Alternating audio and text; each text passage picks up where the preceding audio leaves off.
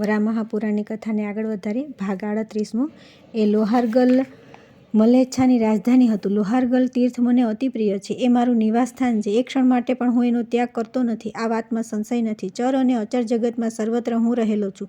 એ મારું સ્થાન દર્શનીય છે. ત્યાં મારું મંદિર છે. હે વરારોહ, સર્વ જગત મારાથી વ્યાપ્ત છે. જગતમાં એવું કોઈ સ્થળ નથી કે જ્યાં હું ન હોઉં, અર્થાત મારાથી રહિત જગતમાં કોઈ સ્થાન નથી. મારા જે ઉપાસકોને પોતાની ઈચ્છા પ્રમાણે ગતિ પ્રાપ્ત કરવી હોય તેમણે હે દેવી શીઘ્ર કોકામુખ તીર્થે જઈને એ તીર્થનું સેવન કરવું. ભગવાન નારાયણનું આ વચન સાંભળીને પૃથ્વીએ પોતાના મસ્તક આગળ બંને હાથની અંજલિ બનાવીને શુદ્ધ અંતઃકરણથી તેમને કહ્યું. પૃથ્વી બોલી કે સર્વ લોકોના સ્વામી હે ભગવાન, કોકામુખ સાથી શ્રેષ્ઠ તીર્થ છે. આ વાત જાણવા માટે હું અતિ ઉત્સુક છું. તેથી તે વિશે આપ મને કહો. શ્રી વરાહ બોલ્યા, કોકામુખ ક્ષેત્રથી શ્રેષ્ઠ બીજું કોઈ તીર્થ ક્ષેત્ર નથી. કોકામુખથી પવિત્ર બીજું કોઈ પવિત્ર તીર્થ નથી. કોકામુખ સિવાય બીજું કોઈ મારું શ્રેષ્ઠ નિવાસ સ્થાન નથી. કોકામુખ કરતાં બીજું કોઈ મને પ્રિય નથી. કોકામુખ તીર્થમાં ગયા પછી ત્યાંથી પાછા ફરવાની ઈચ્છા ન હોય તેમણે ત્યાં ગયા પછી આત્માનું કલ્યાણ સાધવાના કર્મ કરવા, અર્થાત એ તીર્થનું સેવન કરવાથી મોક્ષની પ્રાપ્તિ થાય છે. હે પૃથ્વી, જેટલા તીર્થક્ષેત્રો વિશે તમે મને પૂછ્યું તે સર્વમાં કોકામુખ તીર્થ સમાન બીજું કોઈ શ્રેષ્ઠ તીર્થ નથી. એના જેવું ઉત્તમ બીજું કોઈ તીર્થ હતું નહીં ને એના કરતાં વધારે ઉત્તમ બીજું કોઈ તીર્થ થવાનું પણ નથી. મારી ગુપ્ત અને શ્રેષ્ઠ પ્રતિમા કોકામુખ તીર્થમાં છે. આ વાત લોકો જાણતા નથી. તેથી એ તીર્થનું નામ કોકાતીર્થ છે. આ તીર્થ વિશેનું રહસ્ય તમને આ પ્રમાણે કહી સંભળાવ્યું. પૃથ્વી બોલી કે હે દેવોના દેવ, હે મહાદેવ, પોતાના ભક્તોને અભય આપનારા હે ભગવાન, કોકામુખ તીર્થ વિશે જાણવા જેવી રહસ્યમય બીજી જે વાતો હોય તે આપ મને જણાવો. શ્રી વરાહ બોલ્યા કે હે અનઘા પાપ રહિત હે પૃથ્વી રમણીય, કોકામુખ વિશે તમે મને પૂછો છો તેથી હું જે કંઈ કહું છું તે હે દેવી તમે ધ્યાનથી સાંભળો. કોકામુખ તીર્થ પાસે આવેલા પર્વતમાંથી જળની એક ધારા નીકળીને પૃથ્વી પર પડે છે. તે સ્થળને જળબિંદુ કહે છે. હે દેવી, તે અત્યંત રહસ્યમય સ્થળમાં સર્વ આસક્તિઓનો ત્યાગ કરીને જે માણસ મારા નિમિત્તે પવિત્ર કર્મ કરે છે તે મારો ઉપાસક મારા ધામને પ્રાપ્ત થાય છે. હિમાલય પર્વતમાંથી મુસળના જેવી જળની ધારા એ કોકા તીર્થમાં આવેલા એક સ્થળ પૃથ્વી પર પડે છે. એ જળની ધારાને વિષ્ણુધારા કહે છે. જે માણસ એક અહોરાત્ર તે સ્થળે રહીને વિધિપૂર્વક ત્યાં સ્નાન કરે તેને હજારો અગ્નિષ્ટોમ યજ્ઞનું ફળ પ્રાપ્ત થાય છે. તે કર્તવ્યમૂળ થતો નથી. મારી ઉપાસના કરનારી હે પૃથ્વી, વિષ્ણુધારામાં સ્નાન કરનારા માણસનો મારો ઉપાસકના સમૃદ્ધ અને પવિત્ર કુળમાં જન્મ થાય છે. વિષ્ણુધારામાં રહીને મરણ પામનારો માણસ મારી ગુપ્ત અને શ્રેષ્ઠ પ્રતિમાના દર્શન પામે છે. એમાં સંશય નથી. એ જ કોકામુખ તીર્થમાં ભગવાન વરાહના સ્થાનરૂપ વિષ્ણુપદ નામનું એક સ્થાન છે. એ તો કોઈ જાણતું જ નથી. હે દેવી, એક દિવસ ઉપવાસ કરીને જે માણસ વિષ્ણુપદમાં સ્નાન કરે છે તે મારો ભક્તજન કૌચદ્વીપમાં જન્મ પામે છે. અને સર્વ આસક્તિઓનો ત્યાગ કરી જે માણસ મારા એ ગુપ્ત સ્થાનમાં મૃત્યુ પામે છે તે મારા ધામને પ્રાપ્ત થાય છે. હે વસુંધરા, દાંતના પ્રહારથી તમારી સાથે ક્રીડા કરીને જ્યાં મેં તમારો ઉદ્ધાર કર્યો હતો ત્યાં વિષ્ણુધાર નામનું તીર્થ એ કોકા ક્ષેત્રમાં આવેલું છે. હે વસુધા, પ્રાતઃકાળમાં ત્યાં સ્નાન કરનારો માણસ સર્વ પાપોથી મુક્ત થઈને મારા લોકને પ્રાપ્ત થાય છે. મારા કોકા ક્ષેત્રમાં સોમતીર્થ નામનું એક સ્થળ છે. ત્યાં પૃથ્વી પર 5 શિલાઓ વિષ્ણુના નામથી અંકિત થયેલી છે. 5 રાત્રિ ત્યાં નિવાસ કરીને જે માણસ એ સોમતીર્થમાં સ્નાન કરે છે તે મારા ઉપાસકો ગોમેદ દ્વીપમાં જન્મ થાય છે. મારા તે શ્રેષ્ઠ ગુહ્ય ક્ષેત્રમાં મૃત્યુ પામનારો માણસ સર્વ પાપથી મુક્ત થાય છે અને પવિત્ર આત્મા મારા દર્શન પામે છે. મારા કોકા ક્ષેત્રમાં તુંગફૂટ નામનું એક તીર્થસ્થળ છે. ત્યાં પર્વતના ઉચ્ચ ભાગમાં જળની 4 ધારાઓ પૃથ્વી પર પડે છે. 5 રાત્રિ ત્યાં નિવાસ કરીને જે માણસ એ તીર્થસ્થાનમાં સ્નાન કરે છે તે કુશદ્વીપને પ્રાપ્ત થઈ મારા લોકમાં નિવાસ કરે છે. ત્યાં આગળ અનિત્ય આશ્રમ નામનું એક તીર્થક્ષેત્ર છે. એ તીર્થક્ષેત્રમાં કરેલા કર્મ સુખ આપે છે. એ ક્ષેત્રના મહિમાને દેવો પણ જાણતા નથી તો પછી મનુષ્ય વગેરે તો જાણી જ કેમ શકે. હે વરારોહા, એ ક્ષેત્રમાં એક અહોરાત્ર નિવાસ કર્યા પછી જે માણસ સ્નાન કરે છે તે મારા ઉપાસકનો પુષ્કર દ્વીપમાં જન્મ થાય છે. હે ભૂમિ, તે પુણ્યક્ષેત્રમાં મરનાર અતિ પવિત્ર માણસ સર્વ પાપથી મુક્ત થાય છે અને મારા લોકને પ્રાપ્ત કરે છે. અહીં કોકામુખ ક્ષેત્રમાં અગ્નિસર નામે એક અતિ પવિત્ર તીર્થ છે. અહીંયા ગિરિકુંજમાંથી એ અગ્નિસર નામના તીર્થમાં જળની 5 ધારાઓ પડે છે. આ તીર્થમાં 5 દિવસ નિવાસ કરી સ્નાન કરનારો મારો ભક્ત કુશદ્વીપમાં જન્મ પામે છે. એ તીર્થમાં શ્રેષ્ઠ કર્મ કરીને મૃત્યુ પામનાર મનુષ્ય કુશદ્વીપમાંથી પરિભ્રષ્ટ થયા પછી બ્રહ્મલોકમાં જાય છે. આ જ કોકામુખ ક્ષેત્રમાં બ્રહ્મસર નામનું પવિત્ર તીર્થ આવેલું છે. ત્યાં ભૂમિતલ પર જળની એક ધારા પર્વતમાંથી પડે છે. 5 દિવસ આ તીર્થમાં રહીને જે માણસ અહીં સ્નાન કરે છે તે મારી ભક્તિ કરનારો માણસ સૂર્યલોકમાં નિવાસ પામે છે. સૂર્યધારાનો આશ્રય કરીને અહીં મૃત્યુ પામનાર માણસ સૂર્યલોકનું અતિક્રમણ કરીને મારા ધામને પ્રાપ્ત થાય છે. અહીં ધેનુવટ નામનું એક બીજું તીર્થ છે. હે દેવી, એ શ્રેષ્ઠ તીર્થમાં પર્વત પરથી જળની એક ધારા પડે છે. મારા ઉપાસકે અહીં 7 દિવસ નિવાસ કરીને પ્રતિદિન આ ક્ષેત્રમાં સ્નાન કરવું. જ્ઞાની મનુષ્ય જીતેન્દ્રિય થઈ 7 સમુદ્રમાં સ્નાન કરવું. મારો જે ઉપાસક આ પ્રમાણે કરે છે તે 7 દ્વીપોમાં વિહાર કરીને આનંદનો ઉપભોગ કરે છે. મારી ભક્તિથી યુક્ત જે માણસ આ તીર્થમાં મૃત્યુ પામે છે તે 7 દ્વીપનું અતિક્રમણ કરીને મારા લોકમાં જાય છે. મારા એક કોકામુખ ક્ષેત્રમાં ધર્મોદ્ભવ નામનું તીર્થ આવેલું છે. ત્યાં પર્વત પરથી એક શ્રેષ્ઠ જળધારા પૃથ્વી પર પડે છે. એ તીર્થસ્થળમાં એક દિવસ નિવાસ કરી સ્નાન કરનારો મારો ઉપાસક ક્ષુદ્ર યોનિમાં ઉત્પન્ન થયેલો હોય તો વૈશ્ય યોનિને પ્રાપ્ત થાય છે, અર્થાત પોતાની યોનિ કરતાં શ્રેષ્ઠ યોનિને પ્રાપ્ત કરે છે. પર્વત પર આવેલા એ ધર્મોદ્ભવ તીર્થમાં મૃત્યુ પામનાર માણસ દક્ષિણા સહિત કરવામાં આવેલા યજ્ઞના સર્વ અંગોના પવિત્ર ફળનો ઉપભોગ કરીને મારા સ્વરૂપને પ્રાપ્ત થાય છે. એ જ કોકામુખ તીર્થમાં કોટિવટ નામનું એક પવિત્ર તીર્થક્ષેત્ર આવેલું છે. પર્વત પર જળની એક ધારા અહીં આવેલા વટ વૃક્ષના મૂળમાં પડે છે. આ તીર્થમાં એક રાત નિવાસ કરીને અહીં સ્નાન કરનારો માણસ તે વટ વૃક્ષના પાંદડા જેટલા વર્ષ સુધી રૂપ અને સંપત્તિથી યુક્ત થઈને મારી ઉપાસના કરનારી હે વરારોહા પૃથ્વી મારા પર્વતના તે ક્ષેત્ર શ્રેષ્ઠ શિખર ઉપર નિવાસ કરે છે. તીવ્ર તપશ્ચર્યા કરીને ઉત્તમ કર્મ કરનારો માણસ ત્યાં મૃત્યુ પામો તો અગ્નિ સમાન તેજસ્વી થઈને મારા લોકમાં જાય છે. આ જ કોકામુખ ક્ષેત્રમાં પાપ પ્રમોચન નામનું એક ગુહ્ય અને પવિત્ર તીર્થ આવેલું છે. અહીંયા પર્વત પરથી કુંભના જેવી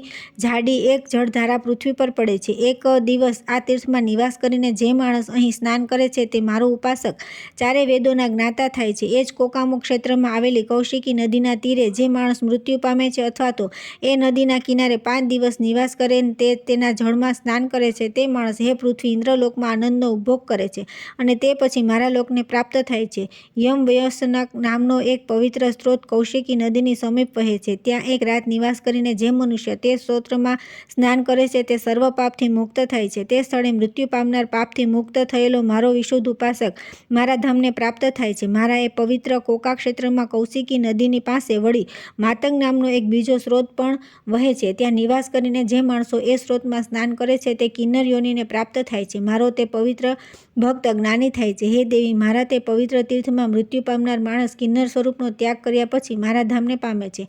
એ જ કોકામુખ ક્ષેત્રમાં મારું એક પરમ પવિત્ર વજ્રભવ નામનું તીર્થ આવેલું છે. એ વજ્રભવ સ્ત્રોત પણ કૌશિકી નદીની નજીકમાં થઈને વહે છે. ત્યાં એક રાત નિવાસ કર્યા પછી જે મારો ભક્ત એ સ્થળે સ્નાન કરે છે તે ઇન્દ્રલોકમાં જાય છે. ત્યાં સ્નાન કરવાના પ્રભાવથી માનવ દેહમાં રહીને હાથમાં વજ્રને ધારણ કરનારો થાય છે. મારા ધ્યાનમાં તત્પર રહેનારો માણસ આ તીર્થમાં મરણ પામે તો ઇન્દ્રલોકનું પણ અતિક્રમણ કરીને વૈકુંઠ લોકને પ્રાપ્ત થાય છે.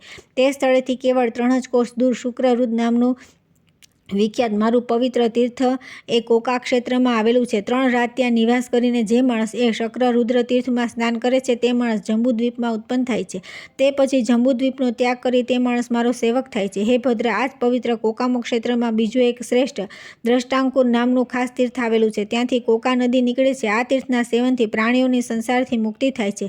આ રહસ્યને તો લોકો જાણતા જ નથી. હે પૃથ્વી, તે ક્ષેત્રમાં એક દિવસ નિવાસ કરીને તેમાં સ્નાન કરનાર મનુષ્ય શાલ્મલ દ્વીપ માં જન્મ પામે છે. મારો ઉપાસક તે ક્ષેત્રમાં મૃત્યુ પામ્યા પછી શાલ્મલ દ્વીપનો ત્યાગ કરીને મારી પાસે નિવાસ કરે છે. કોકામુખ ક્ષેત્રમાં જ મારા ભક્તોને સુખ આપનારું એક વિષ્ણુ તીર્થ નામનું તીર્થ છે. તેની સમીપમાં આવેલા પર્વતમાંથી હે મહાભાગે 3 સ્ત્રોતમાંથી વિભક્ત થઈને જળધારા પડે છે. આ તીર્થમાં સ્નાન કરનાર મનુષ્ય હે ભૂમિ સંસારના બંધનને કાપી નાખીને વાયુ ભવનને પ્રાપ્ત થઈને વાયુ રૂપે રહે છે. ત્યાં મૃત્યુ પામનાર મારો ઉપાસક વાયુ લોકને પાર કરીને મારા લોકમાં જાય છે. કૌશિકી નદી અને કોકા નદીના સંગમ સ્થાન ઉપર ઉત્તર દિશામાં એક સર્વકામિકા નામનું પવિત્ર તીર્થ આવેલું છે. ત્યાં એક દિવસ નિવાસ કરીને જે માણસ તેમાં સ્નાન કરે છે તેનો વિશાળ કુળમાં જન્મ થાય છે અને પોતાના પૂર્વજન્મનું તેને સ્મરણ રહે છે. એ શિલા તલમાં કેવળ સ્નાન કરવાથી સ્વર્ગ અથવા પૃથ્વી પરની સર્વકામનાઓ ફળે છે.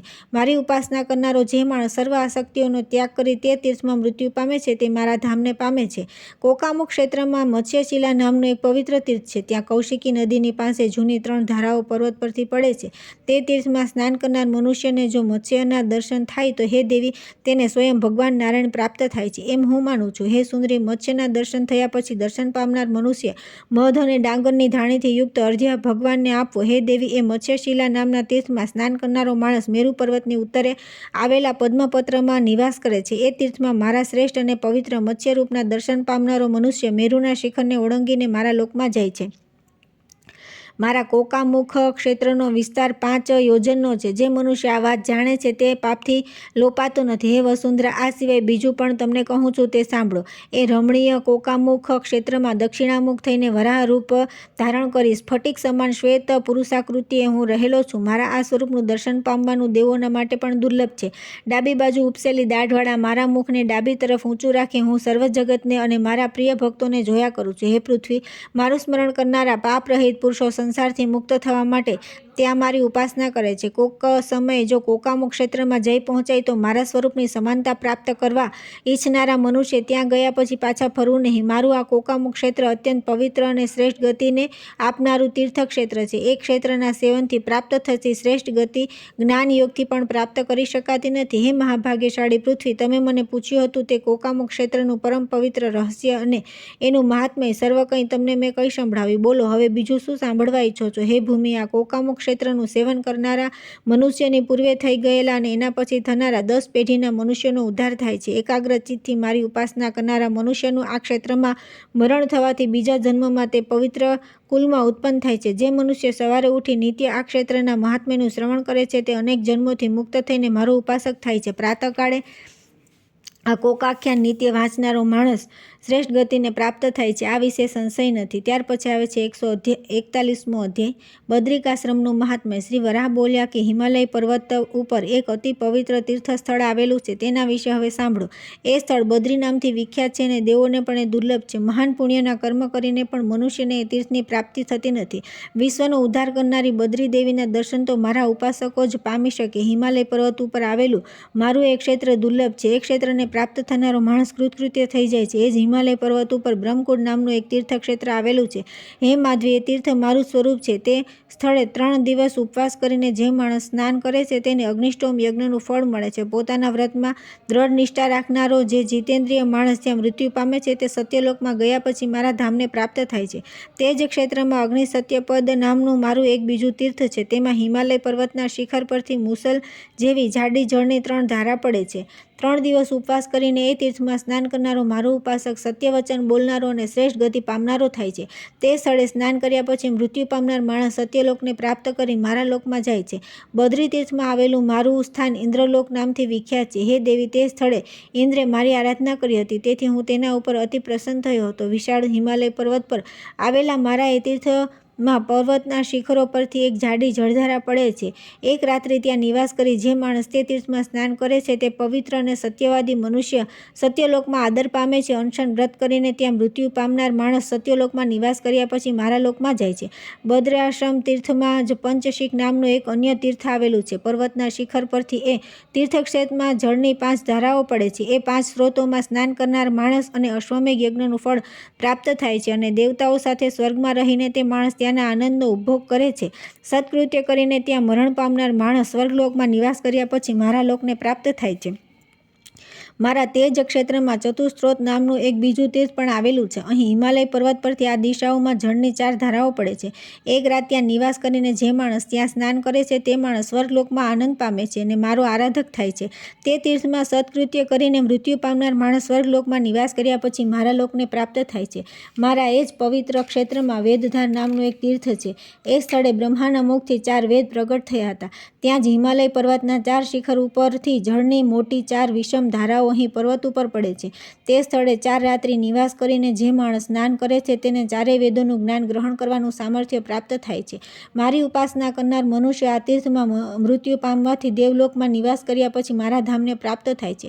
મારા એ જ પવિત્ર ક્ષેત્રમાં દ્વાદશ આદિત્ય નામનું તીર્થસ્થાન આવેલું છે. હે દેવી, તે સ્થળે મેં દ્વાદશ આદિત્યોની સ્થાપના કરી છે. સ્થૂળ મૂળવાળા તે પર્વતના શિખર પર આવેલા તે તીર્થમાં મારા ભક્તોને સુખ આપનારી 12 જળ ધારાઓ પડે છે. કોઈ પણ માસની દ્વાદશીના દિવસે ત્યાં સ્નાન કરનારો માણસ દ્વાદશ આદિત્યોના લોકમાં જાય છે, એમાં સંશય નથી. મારી આરાધના કરનારો માણસ આ સ્થળે મૃત્યુ પામે તો તે આદિત્યોના લોકમાં નિવાસ કરીને મારા ધામમાં આદર પામે છે. મારા તે જ ક્ષેત્રમાં એ લોકપાલનું નામનું તીર્થ આવેલું છે. મેં પૂર્વકાળમાં તે સ્થળે આદિત્યોની સ્થાપના કરી હતી. તે જ હિમાલય પર્વતમાં મારું સ્થળકુંડ નામનું મોટું તીર્થ આવેલું છે. પર્વતને ભેદીને તીર્થસ્થળ બહાર આવેલું ત્યાં સોમ પ્રગટ થયા. જ્યેષ્ઠ માસની દ્વાદશીના દિવસે તે તીર્થસ્થાનમાં સ્નાન કરનારો મનુષ્ય લોકપાલો સાથે આનંદ કરે છે. અને મારો ઉપાસક થાય છે. મારી આરાધનામાં તત્પર રહેલો જે માણસ અહીં મૃત્યુ પામે છે તે લોકપાલોના લોકમાં નિવાસ કર્યા પછી મારા ધામને પ્રાપ્ત થાય છે. તે જ ક્ષેત્રમાં મોરોવર નામનું મારું પવિત્ર તીર્થ આવેલું છે. હે ભૂમિ, એ તીર્થની જ મેં સ્થાપના કરી છે. અહીં સુવર્ણની કાંતિ સમાન કાંતિવાળી 3 જળધારાઓ પર્વત પરથી પડે છે. પૃથ્વી પર પડતું તે જળ દ્રષ્ટિગોચર થતું નથી. 3 દિવસ ઉપવાસ કરીને જે માણસ તે તીર્થમાં સ્નાન કરે છે તે મેરુના શિખરો પર આનંદ અનુભવે છે અને મારું ઉપાસક થાય છે. હે દેવી, ત્યાં મૃત્યુ પામનાર મનુષ્ય મેરુ પર્વતને ઓળંગીને મારા લોકમાં જાય છે. ત્યાં આગળ બીજું એક શ્રેષ્ઠ તીર્થ આવેલું છે. તેનું નામ માનસોદભેદ છે. પૃથ્વીને ભેદીને તેના મધ્યભાગમાં થઈને ઝડપથી જળ વહી જાય છે. તે સ્થળે એ તીર્થ આવેલું છે. આ વાત દેવો પણ જાણતા નથી. મનુષ્યો તો આટલું જ જાણે છે કે તે સ્થળે જળનો સ્ત્રોત છે. જે મનુષ્ય તે સ્થળે એક દિવસ નિવાસ કરી એ તીર્થમાં સ્નાન કરે છે તે દિવ્ય લોકમાં આનંદ અનુભવે છે અને મારો આરાધક થાય છે.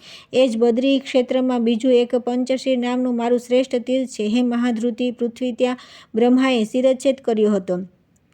પર્વતના વિશાળ શિખર ઉપર 5 કુંડ આવેલા છે. આ પંચશીરમાં જળની ઘણી ધારાઓ પર્વત પરથી પડે છે. તેમાંના મધ્યમ કુંડને સ્વયંભૂ બ્રહ્માએ છિન્ન કરી નાખ્યો. જળધારાથી યુક્ત ત્યાંની ભૂમિ રક્ત જળવાળી દેખાય છે. તે સ્થળે 5 રાત નિવાસ કરીને જે માણસ તે તીર્થમાં સ્નાન કરે છે તે બ્રહ્મલોકમાં નિવાસ કરીને આનંદનો ઉપભોગ કરે છે અને મારો આરાધક થાય છે. રાગ અને મોહથી રહિત મારી ઉપાસનામાં તત્પર રહેનારો જે જ્ઞાની મનુષ્ય જળચંદ્રાયણ વ્રત કરીને મારા પવિત્ર પંચશીર તીર્થમાં મૃત્યુ પામે છે તે મનુષ્ય બ્રહ્મલોકને પાર કરી મારા ધામને પ્રાપ્ત થાય છે. બીજું એક મારું સોમાભિષેક નામનું તીર્થ છે. સોમને બ્રાહ્મણોનું રજત્વ આપતી વખતે મેં તેને તે સ્થળે અભિષિક્ત કર્યો હતો. હે માધવી, અત્રિના પુત્ર ચંદ્રમાએ 14 કરોડ પુણ્ય કાર્યો કરીને મને પ્રસન્ન કર્યો હતો અને હે વસુંધરા, તેને મારી કૃપાથી શ્રેષ્ઠ ગતિ પ્રાપ્ત થઈ. ધાન્ય તથા શ્રેષ્ઠ ઔષધિઓ સહિત સર્વ જગત તેને આધીન છે. મરુદગણ, સ્કંદ અને ઇન્દ્ર આદિ દેવો આ જ જગતમાં ઉત્પન્ન થાય છે અને લીન થાય છે. હે પૃથ્વી, સોમ સહિત સર્વ જગત મારામાં રહેલું છે. ત્યાં સોમગીરીમાંથી એક વિશાળ અરણ્ય કુંડમાં પૃથ્વી પર એક જળધારા પડે છે. ત્યાં 3 દિવસ ઉપવાસ કરીને જે માણસ સ્નાન કરે છે તે માણસ સોમલોકમાં આનંદ પામે છે, એમાં સંશય નથી.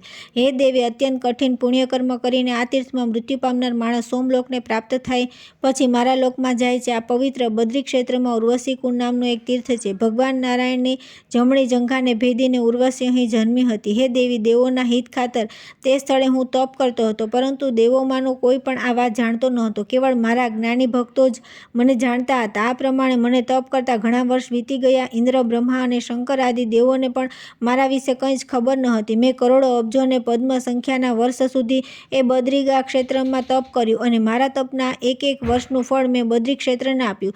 તપશ્ચર્યાના શ્રેષ્ઠ માર્ગે હું રહ્યો હતો. હું કોઈ સ્થળે દેવોના જોવામાં આવ્યો નહીં. તેથી દુઃખી થયેલા દેવો અતિ વિસ્મય પામ્યા. હે દેવી, હું તપ કરતો હતો ત્યારે સર્વ દેવોને જોતો હતો, પરંતુ મારી યોગમાયાના પ્રભાવના લીધે દેવો મને જોઈ શકતા ન હતા. પછી બધા દેવો પિતામહ બ્રહ્મા પાસે ગયા અને તેમને કહેવા લાગ્યા કે હે પિતામહ, વિષ્ણુના દર્શન વિના અમને શાંતિ પ્રાપ્ત થતી નથી. પિતામહ બ્રહ્માએ દેવોની વાત સાંભળ્યા પછી યોગમાયાના પટથી આચ્છાદિત થયેલો હું બદ્રી ક્ષેત્ર તીર્થમાં તપ કરી રહ્યો છું આવું દેવોને કહ્યું. પછી તે દેવો, ગંધર્વો, સિદ્ધો અને શ્રેષ્ઠો ઋષિઓ અતિ આનંદ પામતા હે મહાભાગ્યશાળી પૃથ્વી, બદ્રી ક્ષેત્રમાં ગયા અને તેમણે મને ત્યાં પ્રત્યક્ષ જોયો.